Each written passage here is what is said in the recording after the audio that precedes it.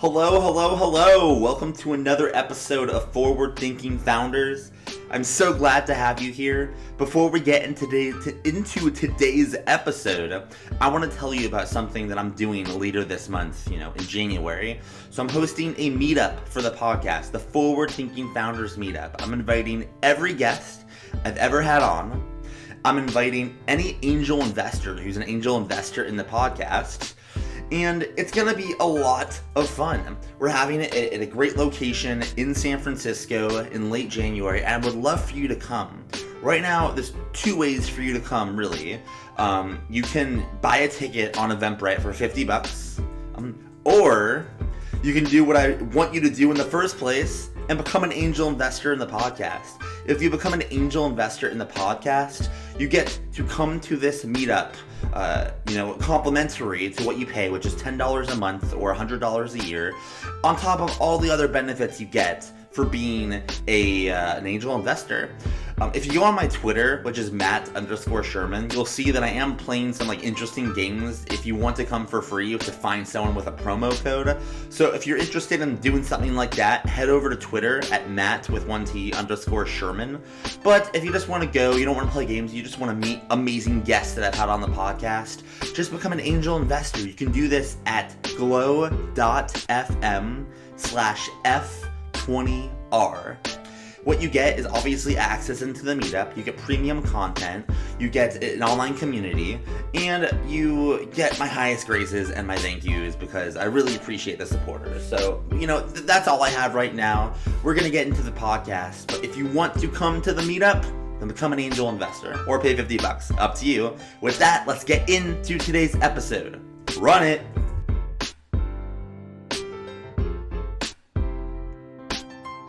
All right, how's it going, everyone? Welcome to another episode of Forward Thinking Founders, where we're talking to founders about their companies, their vision for the future, and how the two collide. Today, I'm very excited to be talking to Ricky Johnson, who is the creator of Barrage Training Tech. Ricky, welcome to the show. How's it going? Thanks so much for having me, Matt. It's going pretty well. So started off the new year on a cool note. I've never done a podcast, so this is really exciting. Cool. I am so happy to hear about that. I love when I'm people's first podcast because I remember when I had my first podcast, and I have very fond memories of just that because it's the first thing, right? That you always remember your first. So I appreciate that I can be your first podcast that you've been on, and hopefully it's the best. Hopefully, yeah, exactly. Hopefully we get But we get into some cool stuff, and you already are working on some cool stuff with Barrage. Thank you. What for people that are listening but aren't don't follow you yet, what are you working on with your company?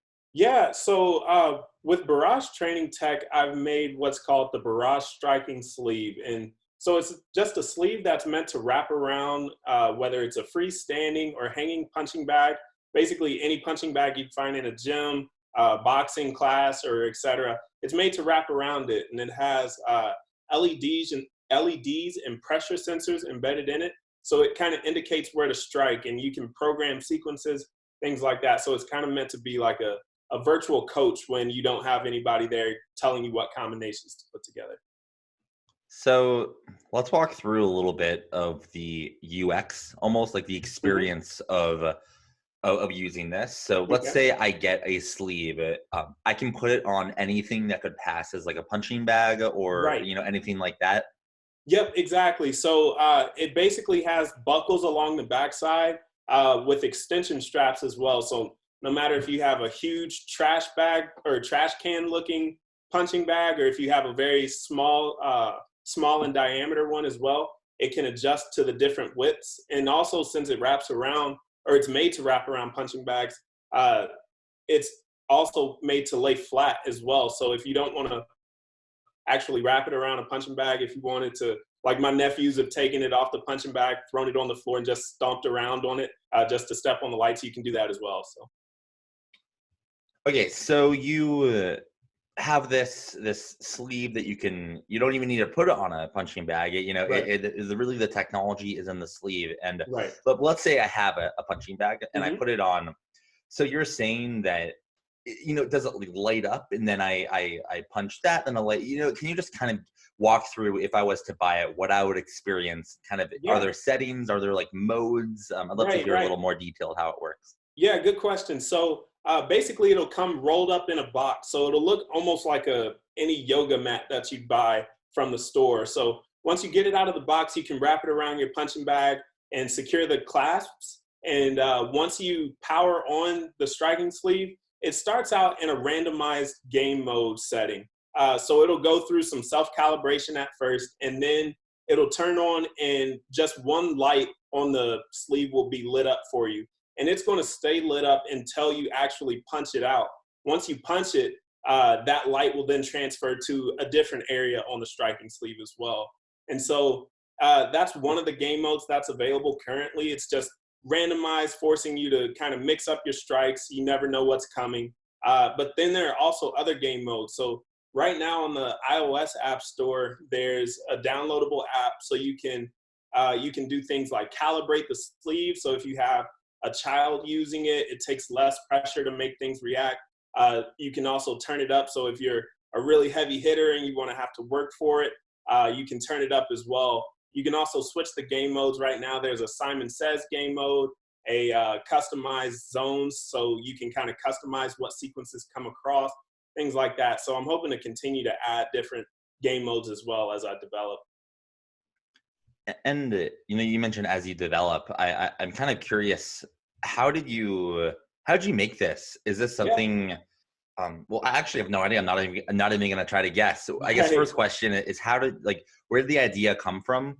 And Yeah. then, because this isn't just software, this isn't just bits, Mhm. this is real world, this is almost in some ways hardware. Right. How did you execute and actually make it Yeah. happen? That it's really hard. So I want to hear that story. Yeah, so it's been a long journey. My background is in computer engineering. I graduated from ASU, so that kind of made me fairly well equipped to kind of tackle this problem. But the problem originated because I've done martial arts for a really long time, and when I was working out with my instructor, he'd always have me work out on a punching bag, and it was a great workout. But he'd be there to tell me what combinations to do, what things to do to the punching bag.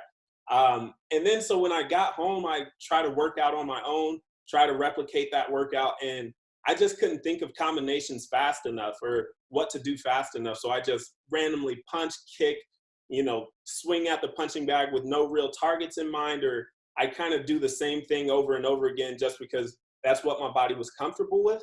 So I thought if I could make something that would be sort of a virtual coach, or at least give me some guidance, then I'd kind of be on the right track to a solution that'll work for me. So I started out I thought of maybe I'll make this giant robot that'll kind of hold up different pads, and it'll tell me where to punch it, and thought about it some more and realized that would be way outside of what my budget would allow or my time.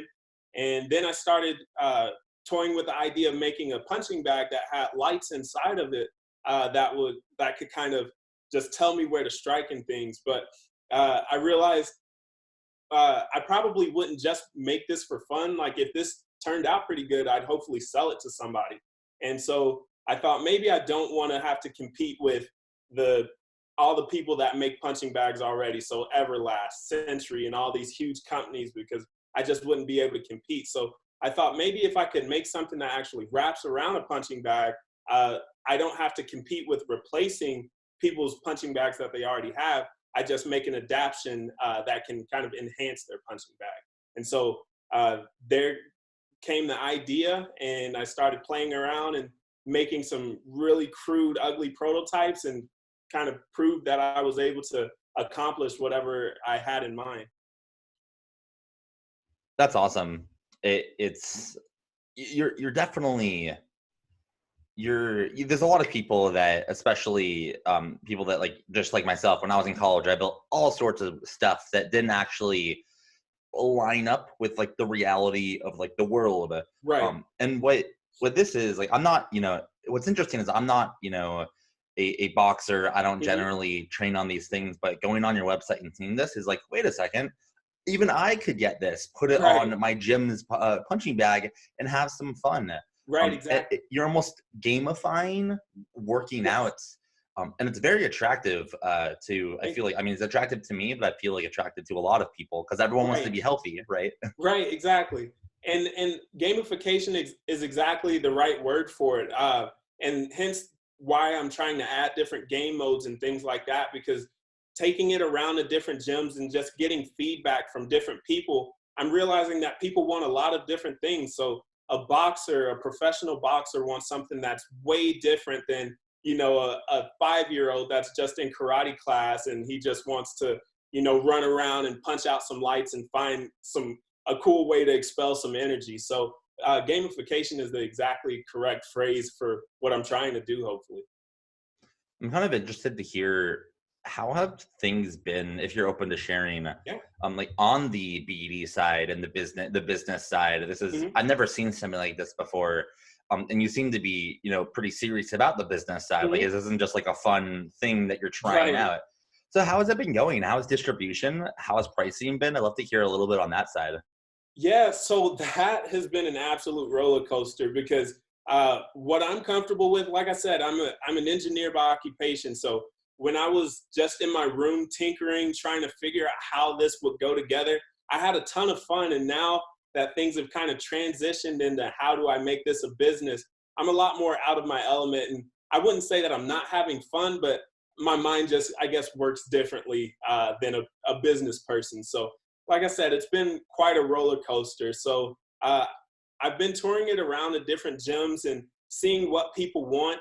And as far as pricing goes, that through testing and taking it to different gyms, I've been able to sort of figure out what's a decent price point, especially looking at other equipment that they have in their gym that kind of is my competition. So I was able to come in a little bit lower than some of my competition out there, and also begin to test the durability of it at the same time. Because, for instance, a boxing gym, they have 50 plus fresh boxers who are just basically waiting in line to beat up on this thing. And so I was hoping that if it can survive in a boxing gym, it can survive in someone's basement who's just using it 4 or 5 times a week and things like that. So that's been a huge journey so far. I'm not quite to the point to where I'm ready to sell yet, but it's just been a lot of testing, refinement, and testing again, basically up until this point. So, as you've been testing, most of these questions are coming out of literally just curiosity because I think this Hmm. this product is just very interesting. Hmm. Um, have you like on just I guess a high level, how have boxers liked it? Like you said, people are lining up to beat it up, Right. and use it. How do they like it, and have they seen anything like it before? Like, are you pretty much in your own class, or is there, like what's that kind of world like? Right. So it's kind of a weird world to be in because there are different products that sort of behave similarly to what I've created. However, these are like standalone structures. So something that you have to put in the corner of your gym or something that you have to bolt to the ground, things like that. But nothing that's made to wrap around a punching bag that can be taken, rolled up, and thrown in a closet or things like that. So as far as that space goes, I'm kind of in my own sort of market, but at the same time, I'm still competing with these heavy duty pieces of equipment. And that's one of the hard lines to follow for me, at least, because like I said, these are like real heavy duty pieces of equipment, while mine is meant to be taken off, rolled up, and put away. So it's really hard to make something that's mobile and with electronics in it as well, that's made to withstand a punch, made to withstand a ton of kicks and things like that. So just due to my competition, it's been pretty hard to try to uh, iterate and refine to get to a point to where I really can compete with those guys as well. And as far as boxers goes, they've asked for a lot of different things. Some boxers like the zones that light up to be a little bit closer, so the targets are directly in front of them. Uh, the boxers are who caused me to add the combination game mode that I added to be able to program sequences, because they do the same combinations. They have specific combinations that they like to utilize, things like that. So the boxers have been a really great resource as to refinement and making it better. It kind of blows my mind because you come from you're technical, you built this, Right. and it's not very often this might sound bad, but like I talk to a lot of people in San Francisco, and like Okay. Yeah. oftentimes there's always like a technical founder and a Right. non-technical founder, or two technical founders. Right. And when I talk to companies, I'm just gonna like pick on like in Arizona. I'm from Arizona. I love Arizona, and I want Right. Arizona, the startup scene, to grow. But sometimes I give it some tough love, right? And Right. and I find a lot of very excited, smart founders, but they're just not technical, and they try to figure out the technical side by outsourcing to an agency or whatever they do. And what's interesting is like you aren't just technical, which you are, but you're also figuring out the business side too. Like, have investors, like, have you have any contact with investors at all? Do you even want to talk to investors? Like, where are you on that side? So I think this is honestly very attractive from like an investment angle, as someone who doesn't know much about that but knows something. Right. Yeah. So it's funny because when I first started out, I was trying to figure out how I'd make this. So I wanted to hire an engineering firm to make something that would be robust enough to go into a gym. I sort of wanted to, when I first started out, I wanted to bypass the step that I'm in right now, which is all the refinement, testing, refinement, and this cycle that I'm in right now. So when I very first started, I did want to have investors, and I actually really entertained the idea of having investors. However, I found it really hard to attract investors on an idea, and my prototype was so ugly, I was kind of embarrassed to show it off. So that kind of deterred me from getting an investor. And now that I've kind of made it this far, I have a pathway that I want to go down. And basically, I'd want to start in Arizona and expand outward, just so I can keep track of like feedback and how things are holding up in the gyms and things like that. And then once I have all my ducks in a row, I hope to expand outward. And through that track that I'm on, I no longer am entertaining investors. Now that this thing has gotten a lot prettier and a lot more durable in the boxing gyms, a few investors have come up. But yeah, now that I'm on this path, I'm no longer considering investors.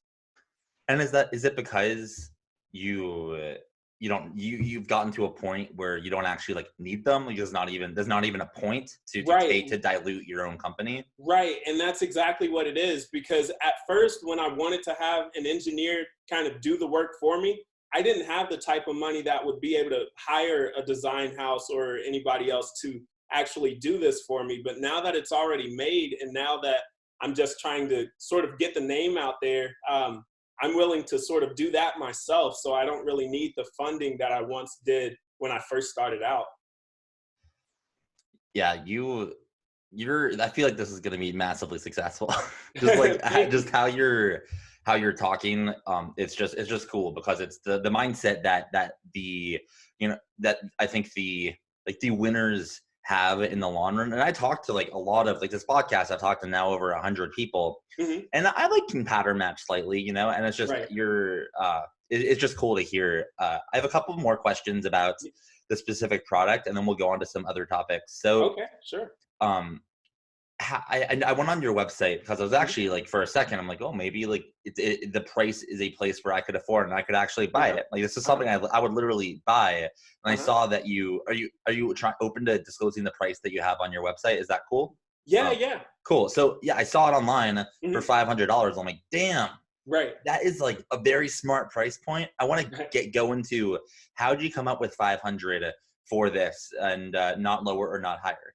Yeah. So it was actually kind of a battle that I had. So it took me a long time to finally decide on a price point. The first step was sort of once I had somebody manufacturing it for me, I of course knew the cost that it went into building one of them.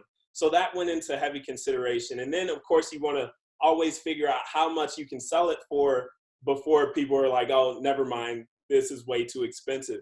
And for a very long time, I was not comfortable with $500 because personally, I thought that I wouldn't be willing to pay that.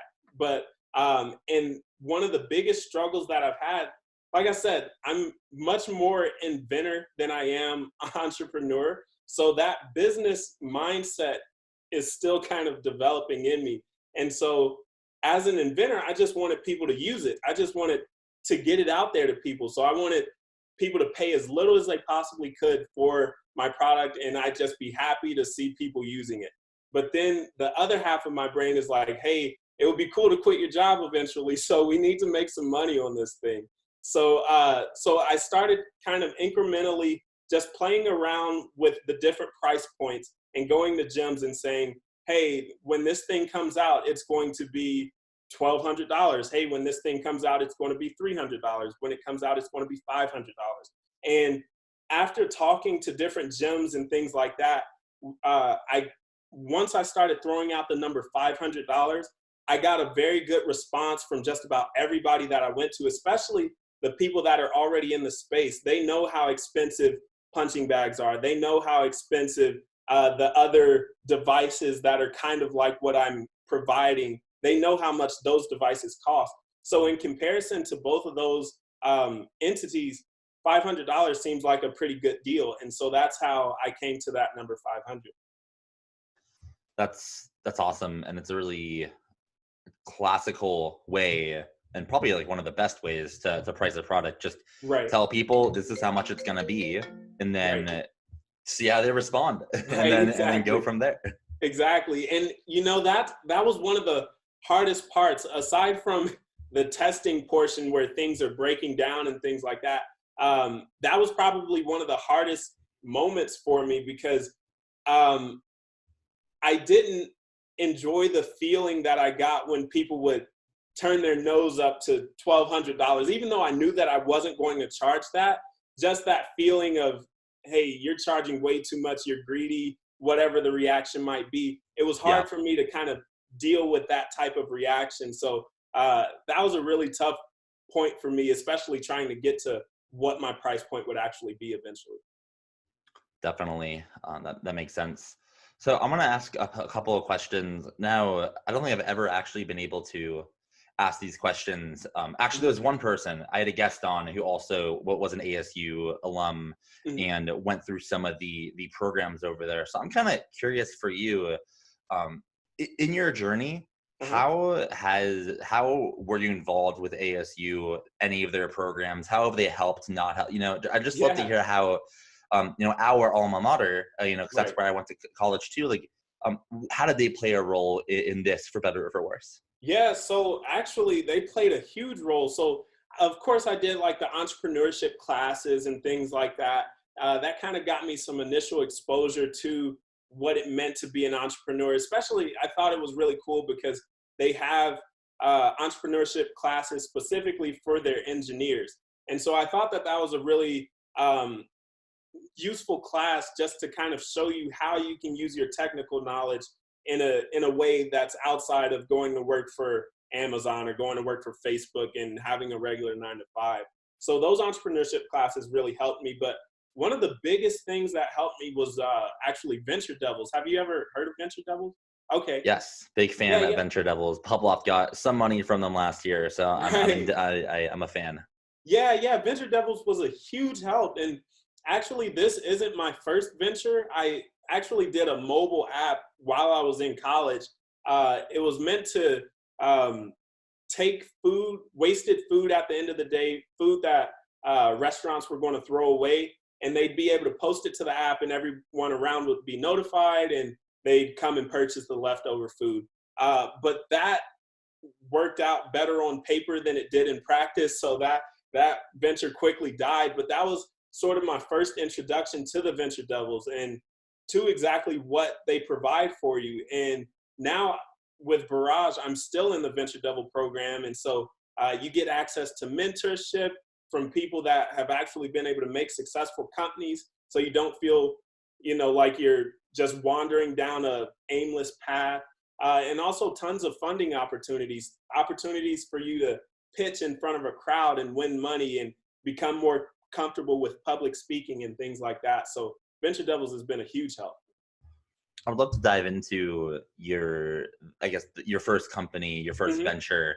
I don't know where I heard about it or why that sounds so familiar, but I've definitely heard about that company. Whether I heard the pitch, I heard, that sounds familiar. Right. And I'm just kind of curious to go through really what the last 10% of that company was like for you, aka you made the decision to stop working on it for various reasons. Right. Can you kind of just go into what that was like? How you knew it was time and not just push a little farther, and how you feel now that you made that hard decision, but now you're able to do other things. I'd love to just like get an insight into that. Right. Yeah, that's a really cool question. So like I said, the app was called Frenzy, and so like I said, it was a really sounded good on paper type of business venture. And so what I realized is that when I went to these restaurants to see if they'd be willing to post things on the app, most people were willing, but they were normally deals for like 20% off or things like that. And it's normally things that the deals that they were putting on the app were basically deals that you could clip from, a coupon book or something like that. And so that wasn't what I had in mind when I initially formed the mobile app. And so I realized that maybe this isn't exactly something that restaurants really necessarily want all that much. And I realized while I was going through it, I created something just because I thought it was a good idea, not because I was passionate about it. And that is one of the biggest things that I think that I took away from Frenzy initially is I shouldn't just pursue something because I think it can make me money. I should pursue something that, one, I really want to use, and two, something that I'm really passionate about. And that's what's made me so excited about Barrage, because like I said, I've been a martial artist for a long time, and this is something that initially I invented for myself just to see if I could make something that could kind of solve my problem. And now that this is turning into a business, it's something that I'm legitimately passionate about. So when things get hard, when testing is still going bad, even though we've been through all these iterations, I still have that big drive in the back and behind me because I really want to see this thing come to life. And so although Frenzy failed and although it was a lot of work almost for nothing, it taught me a whole lot of things that I've carried into Barrage. And so I'm so thankful that I went through that initially before I came to this company. Yeah, that's a great story and some great insights from that.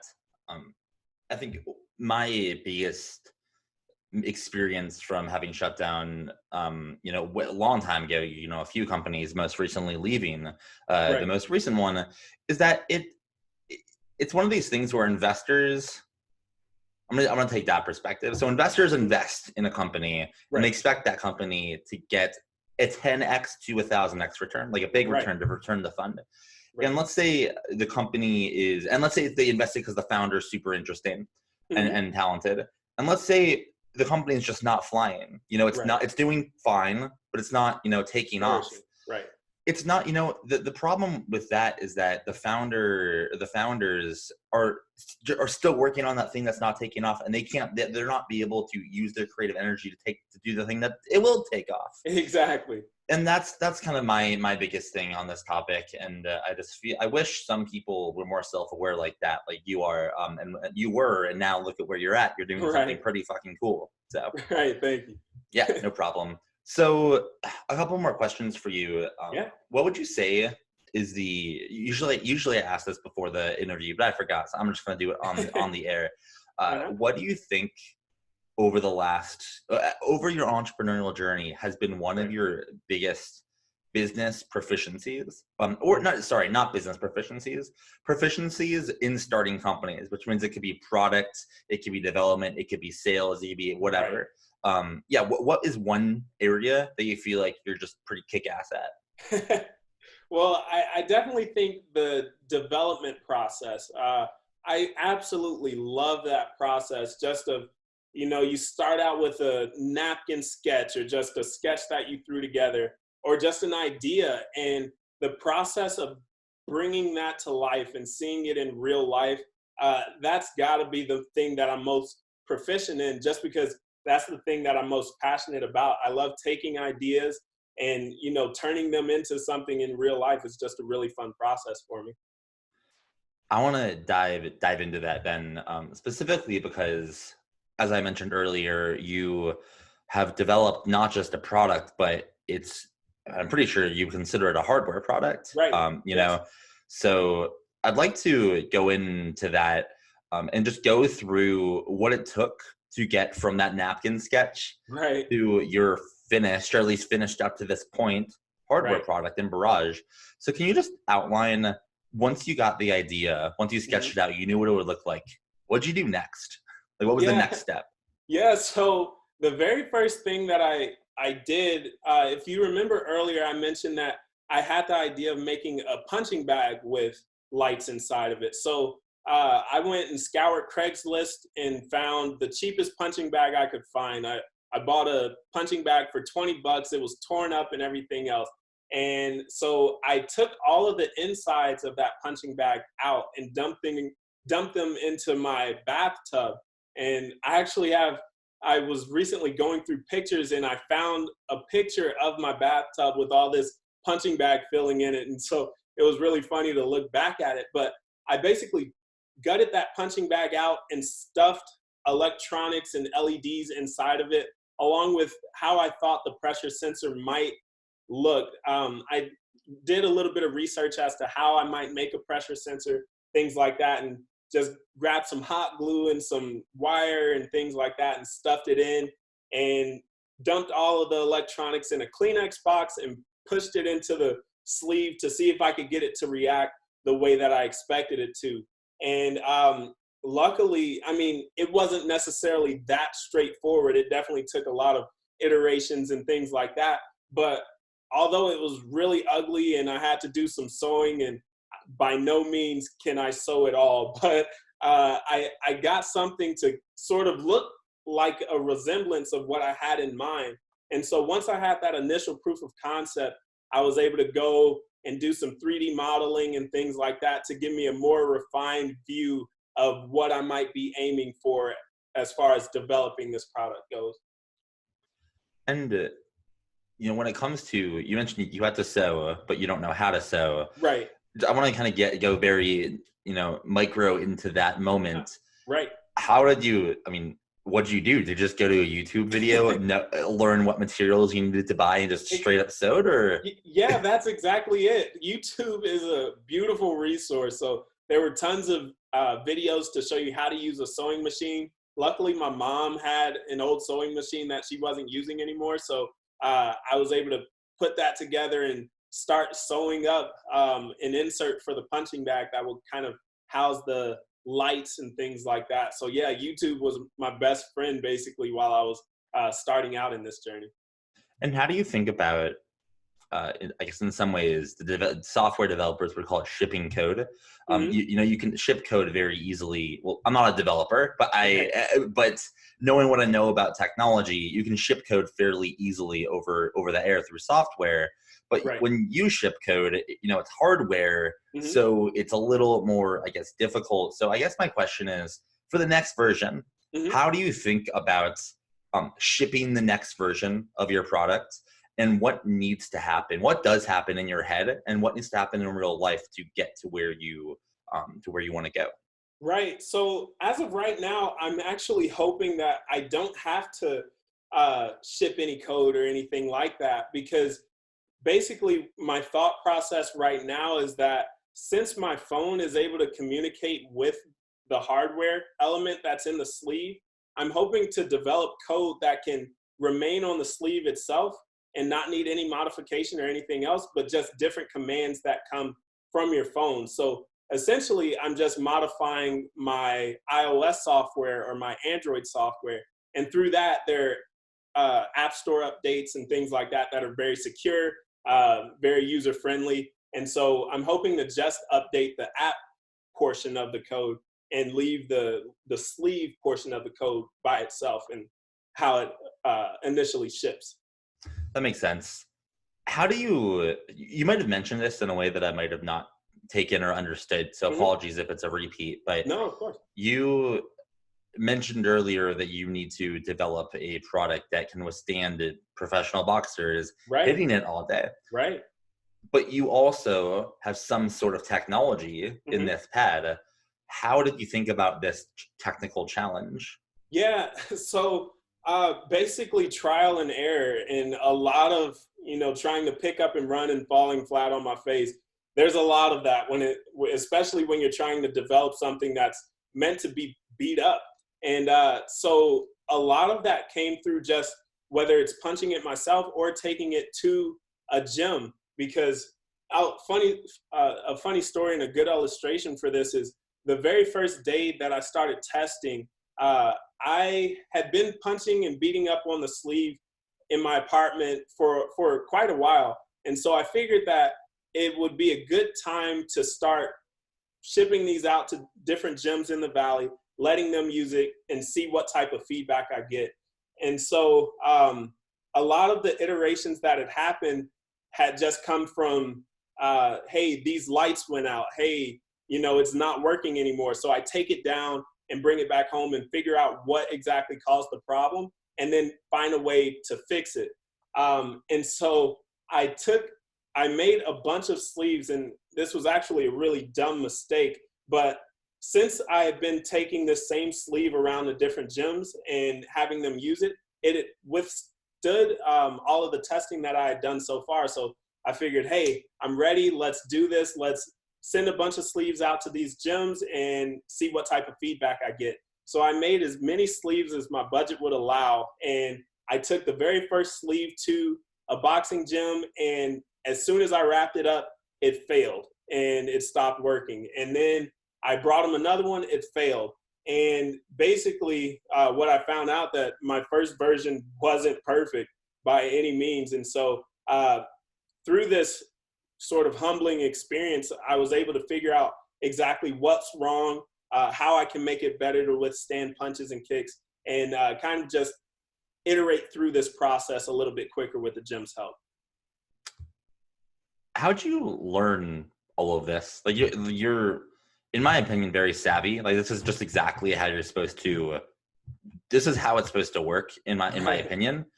But at least for me, it took me, I think, about 3 years or 4 years to get it. Right. So how did you get it? Like, and obviously it's just my opinion. You might have different, like, whatever you view yourself is how you view yourself. But like, I view you as like very competent and very proficient in just entrepreneurship. Yeah. How'd you get there in your view? Yeah. So that's a good question. And I really don't know that I'm there yet, to be honest with you. Like I said, I think I'm an inventor who's just trying to turn himself into an entrepreneur. But along the way, I think I've just been able to, I always hear fail quickly and figure out what doesn't work, figure out how to make it work. And I think a lot of what's happened so far is just problem solving. So I try something one way and it fails, and I have to go back and figure out why it failed and what else I can do to kind of make it better. And I think that honestly, that's all that I've done so far, is just kind of fallen, gotten back up, seeing how I can run a little bit longer, fallen, and just can kind of continue that process. So I think to the outside looking in, it might seem like a more polished system, but I really think it's just kind of been trial and error for me. I feel like it's always trial and error, even if you're the best. Like I've had people come on who are multiple time founders, and their first company was very successful. And they just say the same. They're just like, yeah, well, it's problem solving and figuring it out, still make mistakes, it makes me realize that, obviously you should be a good founder, entrepreneur to build a good company, but none of this is rocket science. It's not easy, but there's also kind of a rough playbook. as long as you pair that playbook with your own internal motivations and passions. Right. And there's so many different branches and pathways that you can go. And I think it's kind of a person to person thing. So just your own logic, your own decisions, and having somebody to bounce ideas off of. It's been nice having like my family, my venture mentor, things like that, and people that are willing to tell me when I come up with a stupid idea or a stupid strategy, because it gives me an opportunity to analyze what I was thinking about doing and seeing if that's really the best choice for me to make. And I think that that's been one of the biggest, not necessarily keys to success, but biggest assistance that I've had is just having a group that's willing to be honest with me, and because they want to see me successful. So that's been really helpful. Definitely. Well, I have a couple more questions for you. Mm-hmm. Do you feel like when I'm in Arizona before this year, when I kind of got tapped into the San Francisco scene, I always felt like there was something more out there. Like I was in Phoenix, the tech scene is good but nascent. It's early, right. And I always felt like, oh, I got to get out there. I got to get there. I got to get there. And I just am wondering, how do you feel about kind of that realm in the Phoenix tech scene, building a startup in the Phoenix tech scene? Right. Just like general thoughts on that. Right. So I did an internship in the Bay Area. It was right when I was first introduced to entrepreneurship. I was really excited about it. So I got to see some of it's startup capital. So I got to roll down the street and see 5 different startups as I roll down the street. And so I was exposed to that. But coming back to Phoenix, I really like it because I feel like when you're in a place like San Francisco, it's easy to look at like the Facebooks, the Googles, although they're not a startup, but Snapchat, whoever, fill in the blank. I feel like it's very easy to look at them and kind of over aspire to try to be like them or replicate their journey. And out here in Phoenix, we have a lot of different resources and a lot of different things to help you get to a startup. But it's nice because it's kind of like make it your own.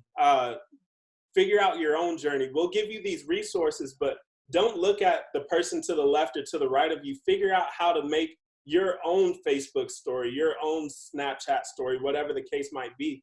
And so I've loved Phoenix for that reason, just because you don't have these giants and these Hollywood stories like the founder and things like that to look at. You just have your own race to run and your own resources to use. So I really love Phoenix as a startup place to begin.